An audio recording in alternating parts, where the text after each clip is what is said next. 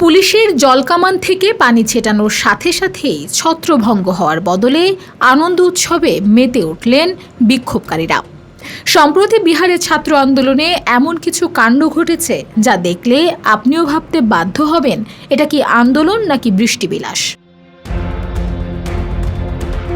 তপ্ত দুপুরে পুলিশ যখন জলকামান নিয়ে আন্দোলন ঠেকানোর প্রস্তুতি নিচ্ছে, ঠিক তখন আন্দোলনকারীদের মেজাজটাই যেন বদলে গেল। পুলিশ ভাবছিল ছাত্ররা ভয় পাবে, কিন্তু ছাত্ররা উল্টো পুলিশকে গিয়ে বলছে, ভাই চরম গরম লাগছে, জলকামানটা একটু চালান না, একটু গোসলটা সেরে নেই।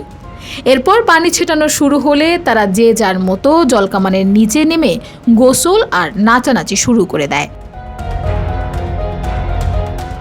গল্প কিন্তু এখানেই শেষ না। টিয়ার গ্যাস কম মারায় পুলিশকে গিয়ে অভিযোগ দেওয়া থেকে শুরু করে পুলিশের আনা দড়ি দিয়ে খোদ পুলিশের সাথেই রশি টানাটানি খেলা কোনোটাই বাদ রাখেনি তারা। এমনকি যে লোহার ব্যারিকেড দিয়ে পথ আটকানো হয়েছিল, পুলিশের চোখ ফাঁকি দিয়ে ছাত্ররা সেই আস্ত ব্যারিকেড কাঁধে তুলে নিয়ে হাওয়া। গম্ভীর দাবি আদায়ের মাঝেই বিহারিরা এই আন্দোলনকে বানিয়ে ফেলল পুরোদস্তুর বিনোদনের পার্ক। প্রতিবাদ করার এই অদ্ভুত আর হাস্যোদ্দীপক স্টাইল নিয়ে এখন পুরো সোশ্যাল মিডিয়ায় হাসির রোল উঠেছে।